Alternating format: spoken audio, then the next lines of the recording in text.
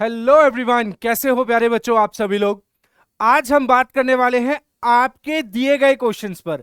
अभी तक मैं अपने क्वेश्चंस देता था, देन आफ्टर सॉल्यूशंस देता था, बट आज क्वेश्चंस हैं आपके और सॉल्यूशंस हैं मेरे। तो आप लोगों ने थंबनेल पर देख ही लिया होगा कि कैसे आप सीडीएस मैथ्स को 60 डेज में कवर कर सकते हैं।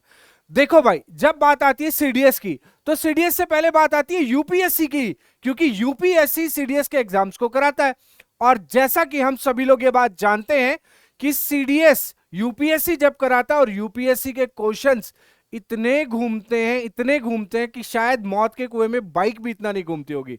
बट डोंट वरी, सिर्फ लैंग्वेज का फर्क होता है, वो सारी चीजें मैं आपको क्लास में समझाता ही हूं। बट आज का जो टॉपिक है वो मैं आप लोगों को बताने वाला हूं कि कैसे 60 डेज के अंदर आप अपनी पूरी मैथ्स को कंप्लीट कर सकते हैं, और वो भी कोर कॉन्सेप्ट्स के साथ।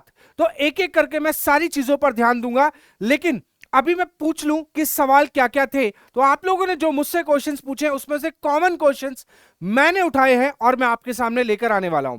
तो चलिए शुरुआत करते हैं। ये हैं आपके सवाल। क्या सवाल है? सबसे पहला सवाल, सर कौन सी एनसीईआरटी की बुक है जो हमें पढ़नी चाहिए? अप टू 10th लिखा हुआ होता है सिलेबस में, लेकिन क्या हमें 10th की बुक पढ़नी चाहिए या हमें 1 से लेकर 10th तक की पढ़नी चाहिए? तो उन सभी की क्लैरिटी आज मैं आपको देने वाला हूं, और कौन कौन से इंपॉर्टेंट चैप्टर्स हैं। उसके बाद which book is best for CDS maths, कौन सी ऐसी बुक, सिंगल बुक जो बेस्ट है, जो हमें एनसीईआरटी के बाद पढ़नी चाहिए जिससे हमारी प्रैक्टिस अच्छी हो, वो भी मैं आपको बताऊंगा। दूसरा, how to complete the math syllabus with practice in 2 months, 2 महीने में सर मैथ्स का सिलेबस प्लस प्रैक्टिस कैसे कंप्लीट कर सकते हैं। ऐसे सवाल बहुत सारे आए मेरे पास, उनमें से कुछ ही सवाल मैं यहां पर लेकर आया हूं। Month wise strategy CDS maths की बता दीजिए सर, टॉपिक वाइज वेटेज बता दीजिए, सीडीएस मैथ्स सिलेबस से जो इंपॉर्टेंट चैप्टर्स हैं एनसीईआरटी में कौन कौन से हैं वो बता दीजिए। तो सभी पर आज हम बात करने वाले, इन सारे सवालों का जवाब मैं आप लोगों को देने वाला हूं। तो चलिए, सबसे पहले तो ये 5 साल का एनालिसिस मैं आप लोगों के सामने लाया हूं।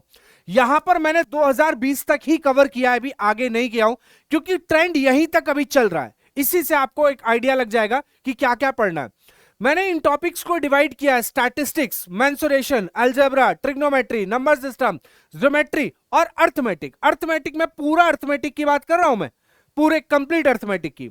तो यहां पर देखिए सीडीएस 2 2020 की बात कर रहा हूं। Statistics 10 question, mensuration 23 question. Can you imagine how important is the mensuration? Algebra 11 question, trigonometry 11 question, number system 18 question, geometry के 13 क्वेश्चन, और पूरे अर्थमेटिक से कितने सारे टॉपिक्स होते हैं: time and work, speed distance time, simple interest, percentage, profit loss, बहुत सारे टॉपिक होते हैं। और कई बच्चे उनमें उलझ के रह जाते हैं और इस इंपॉर्टेंट पोर्शन पर उनका ध्यान कभी भी नहीं जाता है, उसके बावजूद भी उनका सिलेक्शन नहीं होता है। तो यहां पर सबसे बड़ी प्रॉब्लम है कि आपको वेटेज का आइडिया नहीं है। ये वेटेज मैं आप लोगों को दिखा रहा हूं।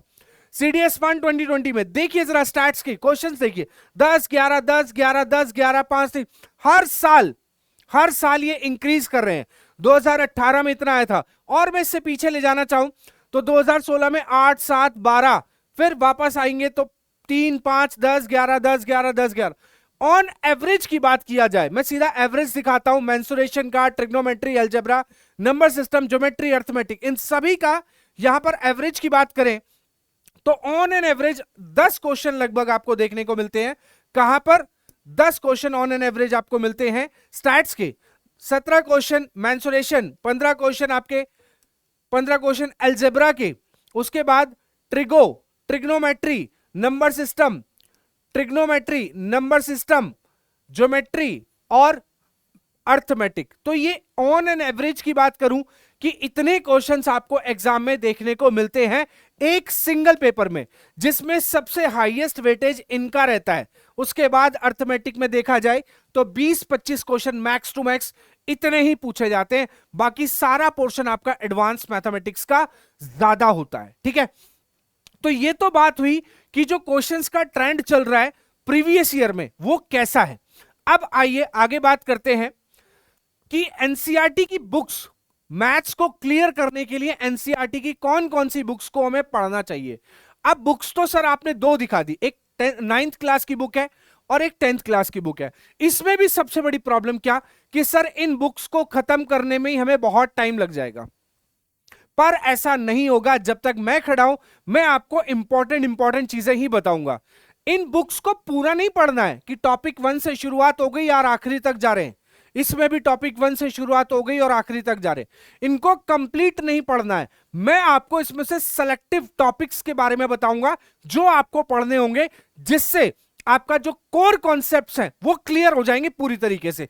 उसके बाद आर.एस. अग्रवाल को पढ़ने से या कोई दूसरी बुक जो भी आप रेफर करते हैं पढ़ने आपको समझ में आती है, उसको पढ़ने से आपके जो एग्जाम ओरिएंटेड क्वेश्चंस हैं वो होना शुरू हो जाएंगे। ठीक है, उसके बाद हम बात करते हैं अर्थमेटिक की। जैसे अर्थमेटिक में पूरा सिलेबस है, मैं पूरा लिख कर लाया हूं क्योंकि मेन इंपॉर्टेंट चीज होती है, बच्चों को सिलेबस नहीं पता। अर्थमेटिक लिखा हुआ है, यहां एक एक चीज को मैंने यहां पे किया। Natural number, integers, rational, real number, fundamental operations, addition, subtraction, multiplication, division, square roots, decimal fraction, unitary method, speed, distance, time, time and work, percentage, application to simple and compound interest, profit and loss, ratio and proportion, variation, बहुत कुछ होता है यार। अब इसको cover करने के लिए हमें एनसीईआरटी में कौन सी बुक फायदा देगी और उसमें भी कौन सा टॉपिक फायदा देगा, आइए उस पर आते हैं। आपको इंपॉर्टेंट एनसीईआरटी के जो चैप्टर्स हैं जिससे आपका अर्थमेटिक कवर हो जाएगा, वो है 8th क्लास का मैथमेटिक्स का बुक है। 8th क्लास का एक मैथमेटिक्स का बुक है जिससे आपका ये क्लियर होगा। कौन सा टॉपिक है इसमें? 8th क्लास की मैथ्स का चैप्टर नंबर 1 है जिसको रेशनल नंबर बोलते हैं। 9th क्लास की मैथ्स का चैप्टर नंबर 1 है, नंबर सिस्टम बोलते हैं जिसको। और 10th क्लास की जो मैथ्स है, जो एनसीईआरटी है, उसका चैप्टर नंबर है 1 जिसको हम रियल नंबर्स बोलते हैं। इन 3 टॉपिक्स को पढ़ लोगे, अर्थमेटिक का मेजर पोर्शन का जो कोर कॉन्सेप्ट्स हैं वो आपके कंप्लीट हो जाएंगे। इस बात की गारंटी मैं आप लोगों को दे रहा हूं। उसके बाद हम आगे आते हैं और बढ़ते हैं अलजेब्रा की तरफ। अलजेब्रा में इतना कुछ होता है, इतना कुछ होता है पढ़ने के लिए, ये सब कुछ मैंने दिया है। Set theory, rational expressions, sets, indices, remainder theorem, HCF, LCM, polynomials, quadratic equation, linear equations, है ना, और भी अलग टाइप की जो अलजेब्रा बनती है, जो अभी ट्रेंडिंग टाइप्स चल रहे हैं, उनको पढ़ने के लिए। लेकिन कोर कॉन्सेप्ट जरूरी है। कोर कॉन्सेप्ट्स पर आते हैं तो कौन कौन से टॉपिक्स पढ़ने हैं? 9th क्लास की मैथ्स का chapter number 4 linear equation in 2 variables, 10th class की chapter number 3 pair of linear equation in 2 variables, और 10th क्लास का maths chapter number 4 quadratic equations. इनको पढ़ने से आपके अलजेब्रा का, मैं आपको बताता हूं, लगभग आपका 70% से ज्यादा कॉन्सेप्ट्स क्लियर हो जाएंगे। बाकी के जो सीडीएस की क्लासेस चलती हैं वहां आपको पढ़ाकर जो हाई लेवल के कॉन्सेप्ट्स हैं वो हम सिखा देते हैं आपको, बट कोर कॉन्सेप्ट्स क्लियर होना बहुत जरूरी है। बहुत सारे बच्चे सोचते हैं एनसीईआरटी छोड़ देते हैं और सीधा सीधा सर की क्लास ज्वाइन करते हैं और वहां से पढ़ लेते हैं। तो बेटा पढ़ लोगे, समझ में भी आ जाएगा, लेकिन जब बात आती है ना 65 प्लस 70 प्लस क्वेश्चंस को सॉल्व करने की without negative marking, core concept is most important. मैं सच बता रहा हूं, विदाउट एनसीईआरटी कोर कॉन्सेप्ट्स को क्लियर किए बिना आप यूपीएससी के क्वेश्चंस को छेड़ नहीं पाएंगे, और वहीं से आपकी नेगेटिव क्वेश्चंस स्टार्ट हो जाएंगे और जो आपकी पूरी मेरिट को हिलाकर रख देंगे।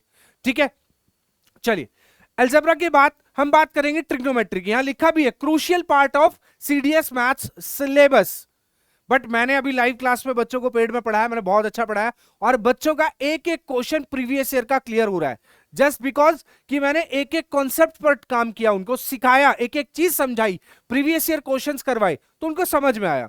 तो आपको ट्रिग्नोमेट्री को क्लियर करने के लिए, क्योंकि सिंपल ही पूछा जाता है, सिंपल ट्रिग्नोमेट्रिक आइडेंटिटीज होती है, हाइट एंड डिस्टेंस होती है, तो यहां पर आपको क्या पढ़ना है? 10th क्लास का मैथ्स का चैप्टर नंबर 8 पढ़ना है, इंट्रोडक्शन टू ट्रिग्नोमेट्री, जहां से बेसिक्स क्लियर होंगे, और 10th क्लास का मैथ्स का चैप्टर नंबर 9 पढ़ना है, सम एप्लीकेशंस ऑफ ट्रिग्नोमेट्री। बाकायदा चैप्टर भी लिखे हुए हैं ताकि कौन कौन से पढ़ने वो आपको पता रहेगा। चलिए ये बात हुई ट्रिग्नोमेट्री की। उसके बाद ज्योमेट्री की बात करते हैं। Geometry high weightage topic of CDS maths syllabus, सबसे हाई वेटेज होता है इसका। मेंसुरेशन और ज्योमेट्री मिलाकर 40 क्वेश्चन आपको लगभग देखने को मिलेंगे आपके एग्जाम में। 40 क्वेश्चंस मेंसुरेशन प्लस ज्योमेट्री, और ज्योमेट्री नहीं पढ़ोगे मेंसुरेशन समझ में नहीं आएगी, बड़ी प्रॉब्लम देती है, क्योंकि मेंसुरेशन और ज्योमेट्री कंबाइंड होकर आगे बढ़ती है, पैरेलल होती है एक दूसरे के। ठीक है, so lines and angles, plane and plane figures जिसपे थ्योरम्स होती हैं, properties of angles at a point, parallel lines, sides and angles of triangle, congruency, similar triangles, है ना, concurrence, medians, altitude, property of angle, side angle, diagonal, बहुत कुछ है यार। मतलब ट्राइंगल्स पढ़ना है, क्वाड्रिलेटरल पढ़ना है, सर्कल पढ़ना है, सेमी सर्कल पढ़ना है, टेंजेंट पढ़ना है, नॉर्मल पढ़ना है, लोकी पढ़ना है। लोकी वो वाला लोकी नहीं, लोकस का जो प्लूरल फॉर्म होता है that is called the loci, LOCI, LOCI, that is called the loci, है ना। लोकस, लोकस का full form sorry plural form होता है, locus is the singular form, जैसे रेडियस का सिंगुलर होता है और radii is a plural form, right, है ना, वरना पता चले थॉर को बुला लो तुम ही, ठीक है। चलिए आगे बढ़ते हैं, कौन कौन से टॉपिक्स पढ़ने चाहिए, किससे हमारे कॉन्सेप्ट्स क्लियर हो सकते हैं, कोर कॉन्सेप्ट्स क्लियर हो सकते हैं। 9th क्लास का मैथ्स का chapter number 6 lines and angles पढ़ सकते हैं, 9th क्लास का chapter number 7 triangles, 9th class का चैप्टर नंबर 10 सर्कल्स, और 10th क्लास का चैप्टर नंबर 6 ट्राइंगल्स, दोबारा से, है ना, यहां भी पढ़ना है, यहां भी पढ़ना है। तो यहां से आपको छोटी छोटी चीजें लेकिन बहुत मोटी बातें, है ना, शक्तिमान कहता था ना, छोटी छोटी मगर मोटी बातें, तो ये इंपॉर्टेंट है। और ज्योमेट्री हाई वेटेज लिखा हुआ है, हाई वेटेज, तो भूल के भी इसको इग्नोर करने की कोशिश मत करना कि नहीं पढ़ेंगे तो क्या जाएगा, पढ़ना पड़ेगा। चलिए उसके बाद mensuration, difficult questions from this section, इस सेक्शन से सबसे ज्यादा डिफिकल्ट क्वेश्चंस पूछे जाते हैं। Area of square, rectangle, parallelogram, वहां पढ़ोगे, यहां एरिया की बात करोगे, वॉल्यूम की बात करोगे, सरफेस एरिया की बात करोगे, टोटल सरफेस एरिया की बात करोगे, कॉनिक सेक्शन की बात करोगे, बहुत कुछ है बात करने लायक। बट ये तभी हो पाएगा जब ज्योमेट्री अच्छे से पढ़ोगे, तो इसको समझने में आसानी रहती है, ठीक है। तो चलिए इनको पढ़ने के लिए कौन कौन सी बुक्स, 9th क्लास की मैथ्स का chapter number 13 surface area and volumes, और 10th क्लास का मैथ्स का chapter number 13 surface area and volumes, दोनों आपको पढ़ने हैं, दोनों ही आपको पढ़ने हैं, ठीक है। इससे आपका मेंसुरेशन का पार्ट क्लियर हो जाएगा। चलिए स्टैटिस्टिक्स की बात करें, इजी होता है, स्कोरिंग पार्ट होता है सीडीएस मैथ सिलेबस में, और आजकल देख रहा हूं मैं ट्रेंडिंग में जो चल रहा है सीडीएस के पेपर में कि सीडीएस स्टैट से क्वेश्चन जो है वो कम पूछ के डीआई से क्वेश्चन ज्यादा पूछता है, डीआई से क्वेश्चन ज्यादा पूछता है। बट हम आपको पूरा स्टैट्स पढ़ाएंगे, पूरा स्टैट्स पढ़ाएंगे, उसमें आपको सिखाएंगे collection, tabulation, statistical data, graphical representation, frequency, polygon, histogram, bar chart, pie chart etcetera, measures of central tendency, हाँ इससे क्वेश्चन पूछे जाते हैं। सेंट्रल टेंडेंसी क्या होता है, मीन, मोड, मीडियन, इन सब के बारे में पूछा जाता है, ठीक है। उसके बाद इंपॉर्टेंट एनसीईआरटी के जो टॉपिक्स हैं, चैप्टर्स हैं, कहां से आप कवर कर सकते हो भाई इंपॉर्टेंट चैप्टर्स, देखो 9th क्लास का चैप्टर नंबर 14 स्टैटिस्टिक्स और 10th क्लास का चैप्टर नंबर 14 स्टैटिस्टिक्स, इन दो चैप्टर्स को पढ़कर आपका जो कोर है वो एकदम हार्डकोर हो जाएगा, एकदम खतरनाक वाला हो जाएगा, ठीक है। चलिए नेक्स्ट आगे बढ़ते हैं, time period to complete this 16 maths NCERT topics, कि भाई इन 16 मैथ्स एनसीईआरटी टॉपिक्स को कंप्लीट करने के लिए कितना समय लगना चाहिए, कितना समय लगना चाहिए।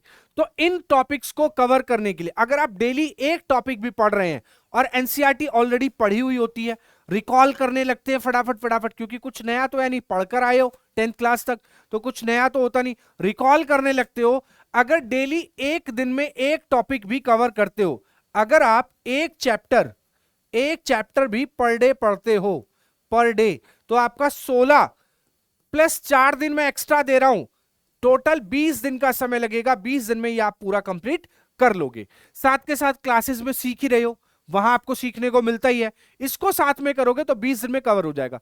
प्लस 40 डेज आपके पास रिमेनिंग है, 40 डेज आपके पास रिमेनिंग है। अब यहां पर क्या किया जाए, उसमें उस केस में आपको क्या करना है, उस केस में आपको इन बुक्स को पढ़ना है। ये तो आपने पढ़ ही लिया, ये बुक है आर.एस. अग्रवाल बुक है, और ये मैथ्स के लिए सीडीएस के लिए बुक बनाई गई है और बहुत बेहतरीन बुक है।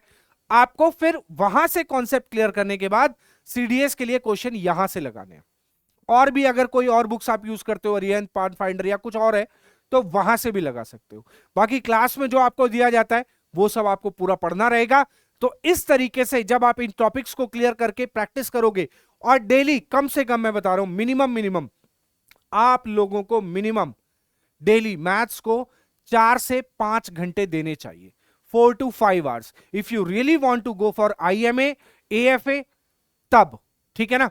तो ये है पूरी स्ट्रैटेजी, ये थे टॉपिक्स जिससे आप 60 प्लस स्कोर कर सकते हो ओनली इन 60 डेज में। तो मिलते हैं आपके नेक्स्ट वीडियो में, तब तक के लिए सभी को जय हिंद।